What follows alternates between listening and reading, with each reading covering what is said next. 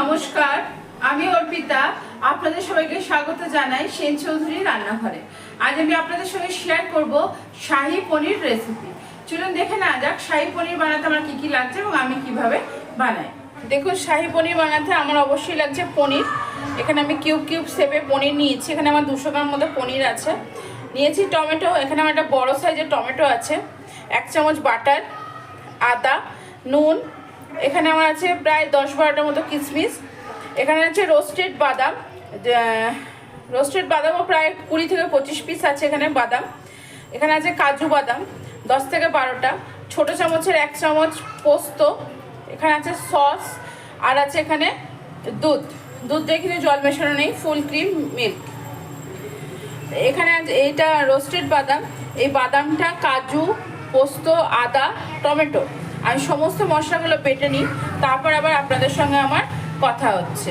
এখানে আদা, বাদাম আর কাজু বাদাম একসঙ্গে বেটে নিলাম, আদাটা বাটা হয়ে গেছে, আর এখানে টমেটোটা সমস্ত আমার বাটা হয়ে গেছে। আর অন্যদিকে আমি কড়াইটাও বসিয়ে দিয়েছি। চলো রান্নাটা আবার শুরু করা যাবে। কড়াইটা আমার গরম হয়ে গেছে, আমি এর মধ্যে দিয়ে দিলাম সাদা তেল। দেখুন তেলটা খুব ভালো করে আমার গরম হয়ে গেছে। এবার আমি দিয়ে দিলাম এর মধ্যে নুন। দেখুন, আপনাদেরকে পোস্তটা দেখাতে ভুলে গেছি, পোস্তটাও কিন্তু আমি বেটে নিয়েছি। তেলটা আমার গরম হয়ে গেছে, এবার আমি পনিরটা তেলের মধ্যে দিয়ে হালকা করে ভেজেই তুলে নেব। দেখুন, এবার আমি পনিরটা তুলে নিচ্ছি, জাস্ট 1-1.5 মিনিট মতো আমি তেলে নেড়ে নিলাম। যারা কাঁচা ভালোবাসে তারা কাঁচাও কিন্তু পনিরটা ব্যবহার করতে পারেন, শাহী পনিরে ভালো লাগে খেতে বেশ।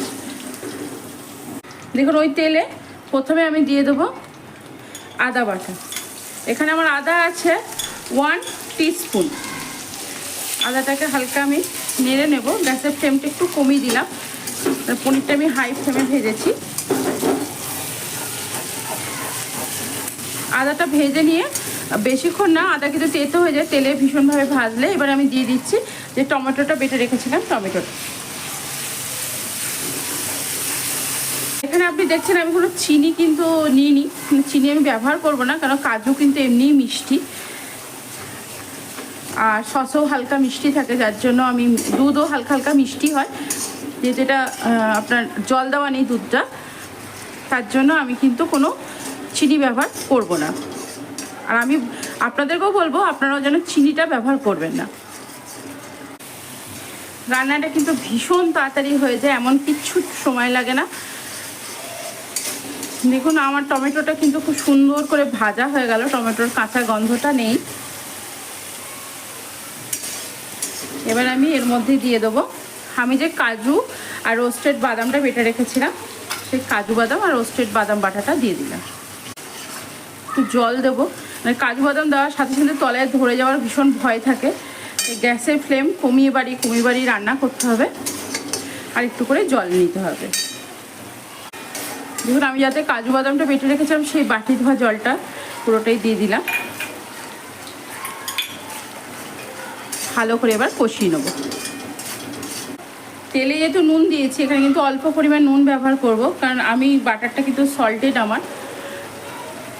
একবার করে ছেড়ে দেবেন, আবার একবার করে নাড়বেন। গ্যাসের ফ্লেম কিন্তু কমিয়ে বাড়িয়ে কষাতে হবে, তা না হলে নিচে কিন্তু ধরে যাওয়ার ভীষণ ভয়। দেখুন, মশলাটা খুব সুন্দর করে কিন্তু আমার কষানো হয়ে যাচ্ছে, তেলও ছেড়ে আসছে আস্তে আস্তে পুরো মশলাটার মধ্যে। দেখুন, পুরো তেলটা ছেড়ে আসছে। এই সময় আমি দিয়ে দেবো পোস্ত বাটাটা এবার দিয়ে আর একটু কষিয়ে নেবো এটাকে। শাহী পনির যে আপনাদের সঙ্গে শেয়ার করছি, এর মধ্যে আমি যা যা ব্যবহার করেছি মোটামুটি আমাদের বাড়িতে কিন্তু সমস্তটাই থাকে। আর এর যে নিরামিষ যে রান্নাটা করছি, এটা কিন্তু সবের সঙ্গে ভালো লাগে। লুচি, পরোটা, রুটি, ভাত, পোলাও, ফ্রাইড রাইস, আপনি যার সঙ্গে খাবেন, নান, প্রত্যেকটার সঙ্গে এটা ভীষণভাবে ভালো লাগে খেতে।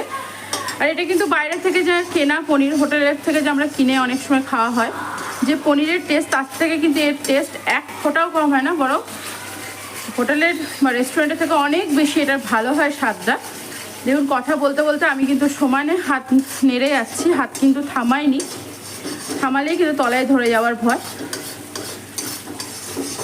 আমার মশলাটা কিন্তু পুরো ভালো করে কষানো হয়ে গেছে। দেখতে পাচ্ছেন কড়াই থেকে পুরো মশলা ছেড়ে আসছে আমার, আমি যখন এইভাবে নাড়াচ্ছি। এই সময় আমি দিয়ে দেবো এর মধ্যে জল। যেরকম গ্রেভি খাবেন সেই অনুযায়ী জলটা মেশাবেন, জলটা নিজের আন্দাজ মতো। কিন্তু এটা ভীষণ ঝোল ঝোল একদমই ভালো লাগে না, হালকা হালকা গ্রেভি থাকবে তবেই এটা ভালো লাগে খেতে। আমি এটাকে হাই ফ্লেমে ফুটতে দেবো। ফুটতে দেওয়ার আগে যে কাঁচা লঙ্কাগুলো রেখেছিলাম বেশ কিছু, এই কাঁচা লঙ্কাগুলো আমি গোটাই ফেলে দিচ্ছি। আর পনির কিন্তু ভীষণ ঝাল ভালো লাগে না, তাই যে যেরকম ঝাল খাবে সে তখন কাঁচা লঙ্কাগুলো নিয়ে খেতে পারবে। দেখুন ফুট ধরে গেছে, আমি কিন্তু হাই ফ্লেমেই জিনিসটা ফোটাচ্ছি, খুব ভালো করে ফুটতে শুরু করে দিয়েছে। এবার দেখুন গ্রেভিটা ফুটে ফুটে কিন্তু আমার অনেকটাই কমে গেছে। এই সময় আমি কিশমিশ আর পনিরটা মধ্যে দিয়ে দিলাম।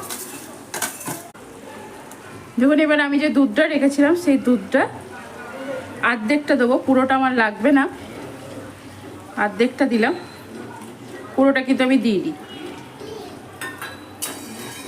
গ্যাসের ফ্লেম কিন্তু বাড়িয়ে রাখবো, গ্যাসের ফ্লেম কমাবো না, আমি বারবার বলছি। এবার এটাকে একটু ফুটতে দেবো, দুধটা দিলাম তো এর মধ্যে, তো এটাকে আবার একটু ফুটতে দেবো। দেখুন গ্রেভিটা অনেকক্ষণ কিন্তু ফোটালাম, ফোটানোর পর না যে সসটা রেখেছে এটা খুন্তির মধ্যে নিয়ে, এখানে 1 চামচ মতো সস আছে, নামাবার আগে সসটা এইভাবে দিয়ে ভালো করে নেড়ে এবং গ্যাসের ফ্লেমটা আবার অফ করে দেবো। যেহেতু দুধ আছে সসটা পড়েছে, বেশি ফোটালে কিন্তু কেটে যাবে, ছানা কাটা হয়ে যাবে না। হালকা মেশাতে মেশাতেই গ্যাসটা আমি অফ করে দিলাম। দেখুন এবার আমি দিয়ে দেবো পুরো 1 চামচ বাটার। এখানে কিন্তু ঘি ব্যবহার করলে এতটা ভালো খেতে হয় না, বাটার ব্যবহার করলে যতটা টেস্টি হয় সেটা আমি বাটারটাই ব্যবহার করলাম। দেখুন বাটারটা খুব সুন্দর মেল্ট হয়ে গেছে। এবার এটা আমি একটা জায়গায় তুলে নেব, এটা আমি একটা জায়গায় তুলে নিচ্ছি। আমি কিন্তু যে খুব গ্রেভি রেখেছি তাও নয়, আবার যে একদম গ্রেভি রাখিনি তাও না, গরম তো, ঠান্ডা হলে একটু গ্রেভিটা বসবে, তাহলে একদম পারফেক্ট হয়ে যাবে।